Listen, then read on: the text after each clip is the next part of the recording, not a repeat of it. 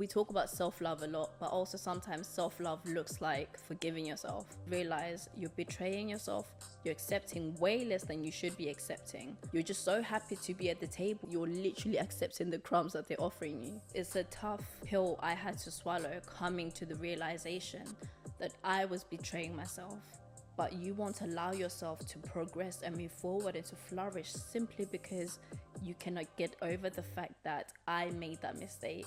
Without knowing, you're holding on to the regret, you're holding on to the pain, you're holding on to the heartbreak that happened 2 years ago. You won't allow yourself to invest any further because 3 years ago you made the wrong financial investments. But it doesn't mean that going forward your investments won't bring you a great return. What are the things that are holding you hostage? What are the negative thoughts that are keeping you in bondage? Hello, hey friend. I am so happy that you've decided to join me here for another special episode of the Dreams, Money, Purpose podcast. It's Noma, and I'm so excited for this specific episode because number one, it's a solo episode, so I'm all by myself, no special guest today. However, it's still gonna be special nonetheless.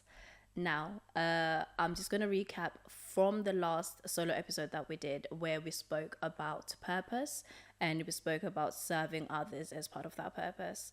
I started off by talking about how closed mouths don't get fed. You have to be someone who is purposeful about pursuing the things that you want and chasing your destiny with full energy, full throttle, full focus at all times. We also spoke about how purpose is connected to other people.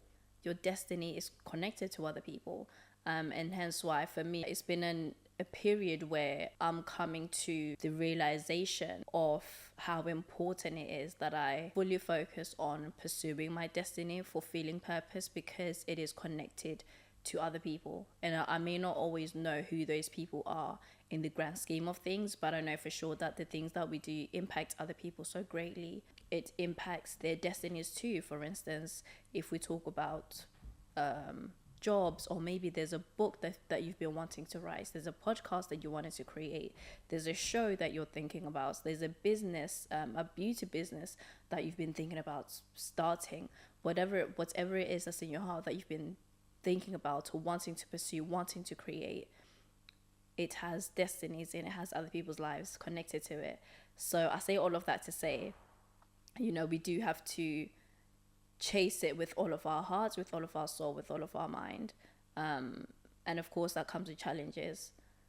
We know that by now, but regardless of the fact, we do have to focus on the things that we've been called to do and fulfill our purpose, fulfill our destinies.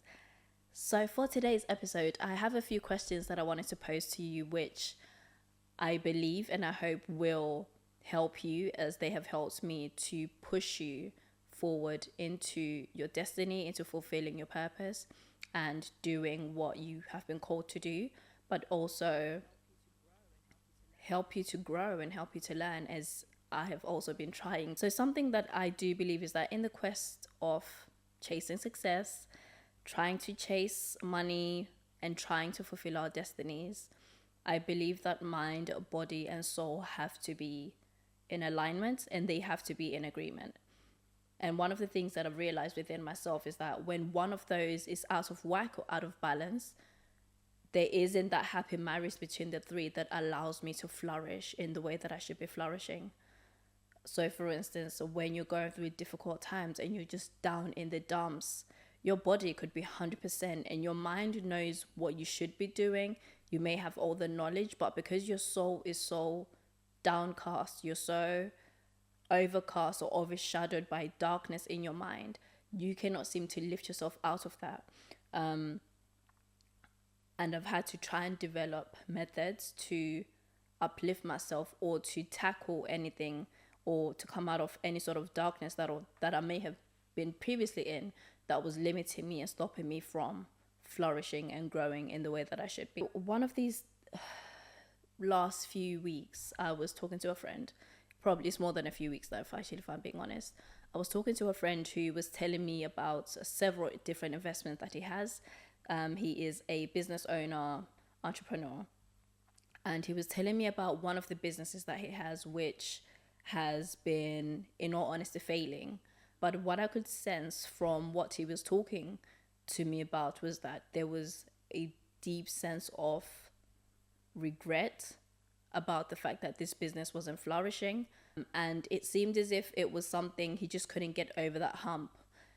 He was still in the process of trying to find ways to make it work and to make sure that his investments does have a return, which unfortunately sometimes as a business owner you may have to face. But it made me think about how sometimes our past mistakes hold us back, or sometimes the things that we seem to be failing at can hold us back and can hold us hostage. For some reason, we just cannot get over that hump. And for some people, and I've also, in all transparency, I've been in that situation where I am allowing the past to hold me back.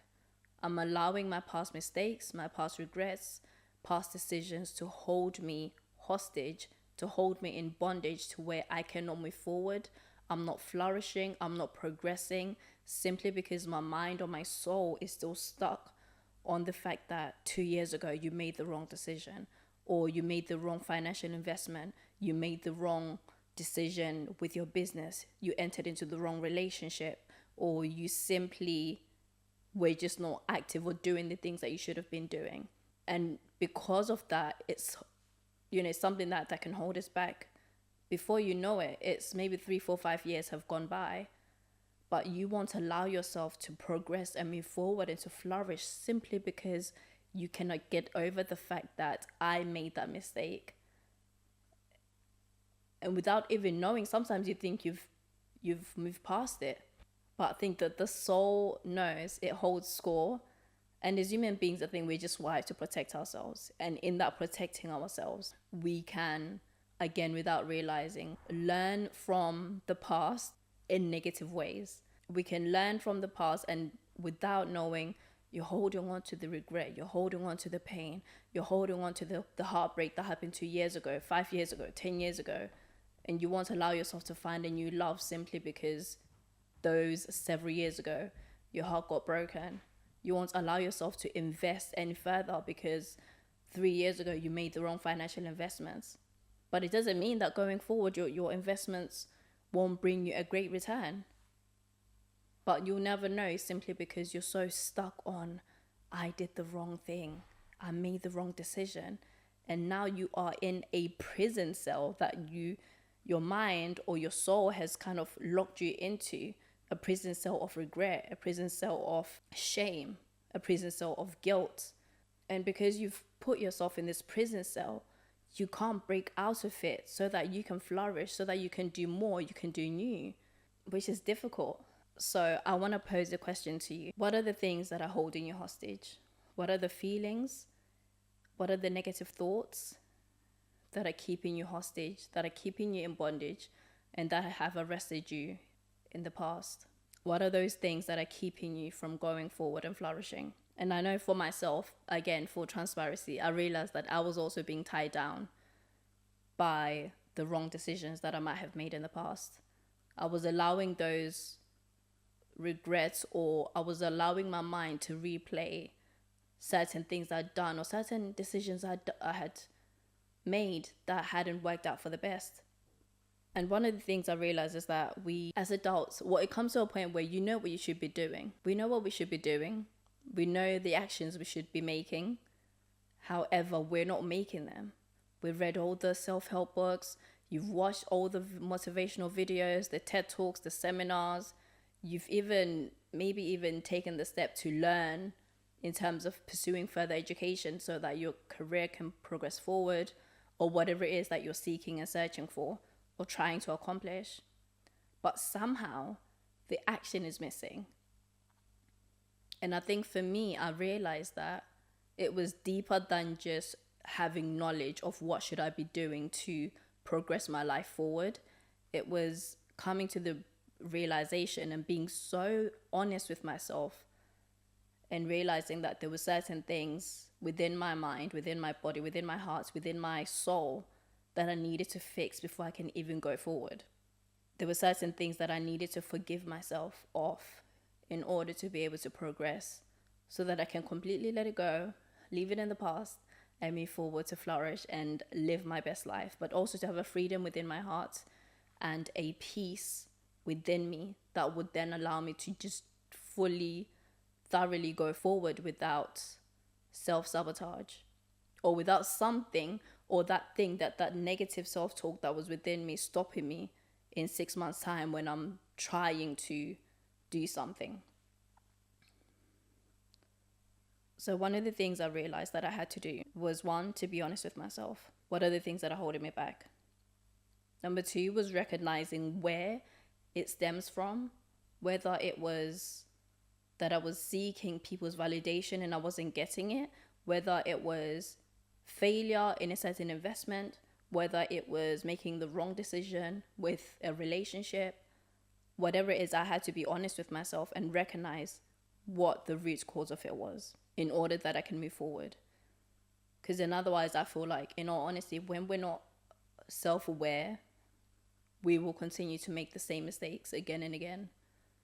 And I also realized that for me too, I was in the same cycle, the same circle of the wrong decisions or maybe the wrong mistakes, simply because I wasn't dealing with the root cause of what led me here. And it's like the same issue is popping up in different ways. But, I think we do have to recognize what that is. Forgive yourself anywhere where you need to forgive yourself and move forward. One of the things I really hate and came to recognize is that sometimes other people may beat you up for decisions that you've made in the past. And I mean that in the sense that, like, people may not always forget that, oh, you did this wrong, or you made this mistake, or you made this investment and it didn't work out.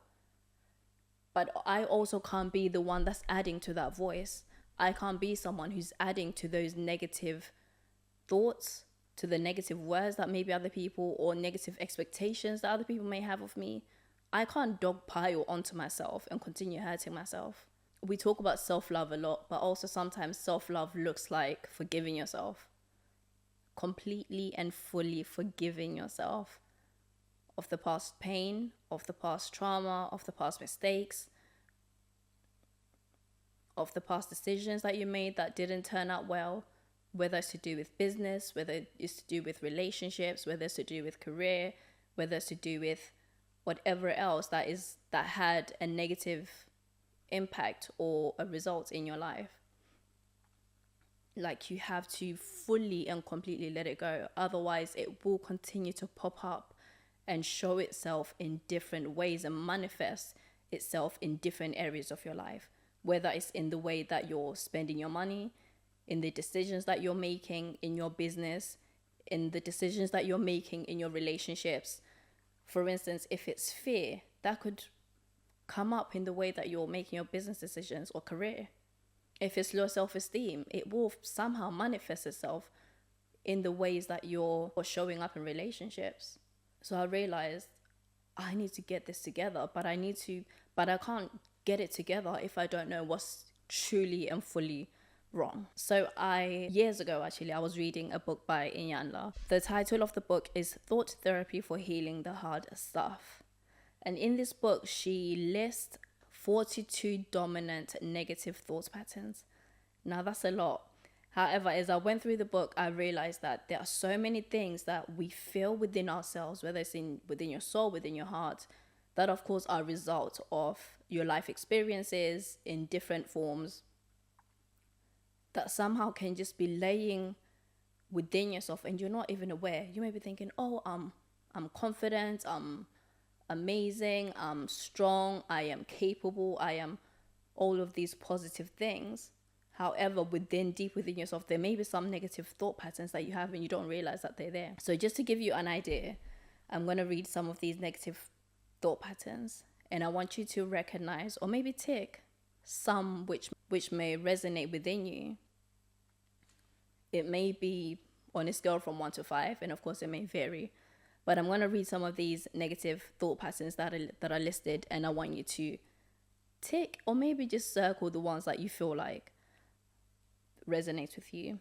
Some of those were abandonment, anger, anxiety and worry, fear, betrayal, blame, defensiveness, disappointment, doubts, failure, discouragement, frustration, fear, guilt, hopelessness, helplessness, hurt and woundedness, inadequacy, incompleteness, low self-esteem, inferiority, indecisiveness, insecurity, jealousy, powerlessness, pride, regret, rejection, resentment, self-abuse, shame, unworthiness, or worthlessness. Now that's a lot. However, if I'm being completely honest, of that entire list, there's probably maybe 2 or 3 that you recognize that actually I'm dealing with that. There may be maybe 4 or 5 which are not completely at the surface, but they may be just underneath the surface. If we take the analogy of the iceberg, there may be at the top, you may see 30% of the entire iceberg. However, under the water, there's the 70% of the iceberg, which is the majority of it. And that's the stuff that is laying underneath that we're not dealing with. And that is eventually coming out and expressing itself in relationships, and how we deal with our spouse, and how we're dealing with our mothers or our fathers, in the ways that we deal with our finances, and the decisions that we're making in business or in our careers. And I just wanted to maybe delve a little bit deeper and talk about some of those negative thought patterns just a little bit. And I want to see if you recognize some of those within yourself and how they are coming across, or how they're manifesting themselves in your life. And I think we have to be honest with ourselves. If we're going to move forward, as I mentioned earlier, and flourish, but also grow and free ourselves from all of these patterns that continue to hold us hostage, to hold us in bondage and imprison us. The first one I want to talk about is regret, just going on from what we were speaking about earlier. So of course we can recognize that regret is sadness or sorrow because of what is lost, what is gone, what was done, and sometimes not done. Second guessing of past actions or inactions, a pang of guilt or consciousness, and disappointment within yourself. Ooh. And this is where the I should have done, I could have done, I would have done, and maybe things would have been different. In honesty again, I can sit here and say I absolutely have dealt with regret. Something I'm still dealing with now, on my way to overcoming. And I came to the realization that this guilt that I may hold on to, or this regret that I may hold on to, is hurting me. It's not serving me. It's not helping me to serve my purpose, but it's actually making me bleed internally, and I have to get rid of it. I have to let it go completely, just so I can free myself from that. The next one I want to talk about is resentment. Again, I think for a lot of us, we don't realize that these things are just underlying, especially when they go unchecked and not taken care of. So resentment, intense anger, displeasure, or indignation at someone or yourself, because of something that has caused injury or insults. Bitterness for having been treated unfairly. So when it comes to resentment, I think it's one of those thought patterns or emotions that you think, for instance, maybe somebody did something to you, or you felt betrayed in a business deal, you felt that someone took advantage of you, you think you got over it and you have moved past it, but then you're giving another opportunity. Let's just say, for instance, it's a business opportunity, it's similar, and someone else is coming and saying, I would love to partner with you, I think it would be great. And then you realize, actually, I now have mistrust due to the fact that I experienced XYZ, or I experienced being cheated out of a business deal, or out of funds that were owed to me, or whatever the case may be. And you realize that, oh, maybe I actually still do have mistrust and potentially resentment because I've not let it go. And that is, as a result, stopping you from potentially experiencing success and experience something new, experiencing something that would be great for you and beneficial simply because of the past and because of the things that have been done to you. So let's think about that. Are there any areas where you still do have resentment? It could be in a personal relationship, or maybe there's resentment towards the ex that broke your heart, resentment towards your father because he was not there, resentment towards your mom because maybe you felt she was showing favoritism between you and your siblings, and that's not allowing you to go forward to flourish in different relationships because you've held on to that resentment and it's now manifesting itself in your other relationships. Just food for thought. Another emotion that I wanted to talk about, which can hold us back a lot and we don't realize, is again that anger within yourself. Anger within yourself because, again, of things that you may have done, things that you may have said, or actions that you now regret, but you want to allow yourself to free yourself from that. And because it's literally, and I've been thinking about, if we think about this as something that's physical, where maybe you are trying to climb a mountain, but as you're climbing that mountain, or whether that's that mountain of success, along the way you've picked up anger, this rock of anger, and you've held on to it. You've put it in your backpack and you're climbing that mountain.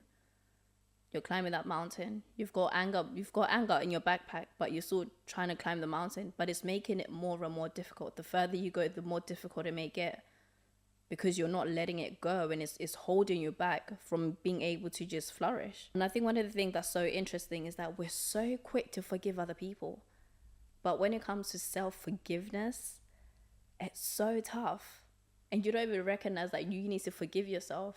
So my challenge to you today is to forgive yourself.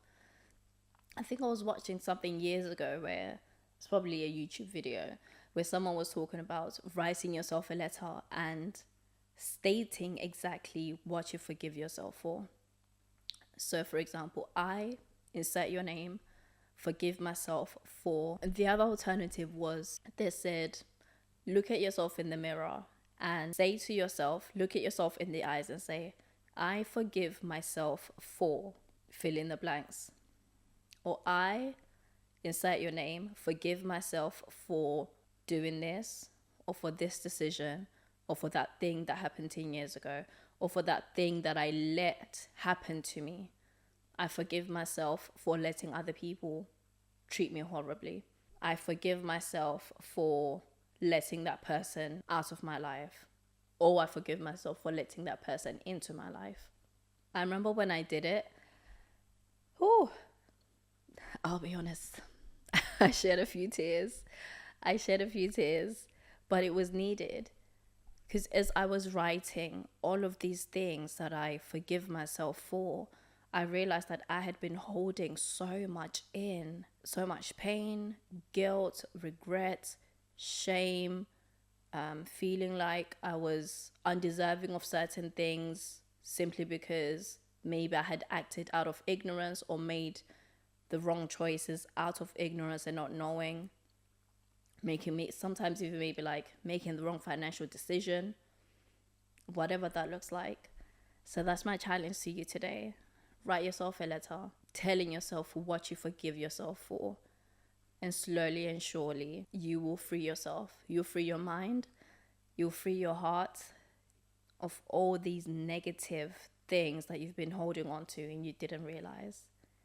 It will be so freeing. So I'm excited for you to explore that and see where it takes you and the freedom that it brings to you. So the next thing that I wanted to talk about in relation or in connection to what we've just been talking about, forgiving yourself, is don't betray yourself. Now, if we just start with the simple definition of what is self-betrayal, it is where you hurt yourself in ways you're aware of or not aware of, which can sometimes have negative consequences. Now, usually when we think about betrayal, we're thinking about someone else acting in a way that we deem as a betrayal. The most common one is someone cheated on you, or it could be someone cheated you out of money, or someone was dishonest and you felt betrayed by that friend or the spouse or a colleague, a business partner. However, something I came to realize is that even when it came to work, opportunities, career, business, we can also be betraying ourselves out of the things that we believe we should have, the things that we're seeking, what we're chasing after, and what we want. And sometimes we're accepting less than we're worth. A clear example of that would be, for instance, you should be negotiating a business deal or you're negotiating a salary. You think that you should be getting paid £100,000 a year. However, the employer comes to you and says, okay, we are going to give you £60,000. Now, the first option would be to decline it. Second option would be to negotiate for something where you can meet in the middle. The third option would be to completely accept the £60,000 that you have been given. The third option could be an example of where you have betrayed yourself. You've accepted less than you deserve. You might have accepted less than your resume should truly be requesting and what your experience is worth. And you may walk away from that situation happy that you now have a job, however, feeling betrayed within yourself because you've acted in a way that is beneath what you believe your self-worth. You've betrayed yourself against your own value, or you feel like I've not valued myself enough in that situation. And I know I, for one, have done that, where I've accepted an offer, an opportunity was given to me. It was way below my asking price. And I've walked away from it thinking, okay, I mean, it's great. I have the opportunity. The opportunity is worth something, but that's one thing. However, when I'm now looking at the finances, I'm like, Noma, why would you accept way below than you know you deserve? And the individuals who have called you, they know you're worth it because they've called you. They know that you're great at what you do. So they've called you for that role. They've called you for that opportunity. They've called you to be part of that deal. But no, in that moment, you're just so happy to be at the table. You're literally accepting the crumbs that they're offering you. And you walk away from that table feeling horrible because you may look around and see everyone at that table eating steak and potatoes with the side of a Caesar salad. And you don't even get the steak. What you've been offered is fries and maybe a salad. You didn't even get offered the glass of Merlot. You've been offered Coke. And now you feel a bit silly. You're now walking away from that table starving because you didn't really get satisfied. But you were just so happy to be at the table. You're like, oh, it's okay.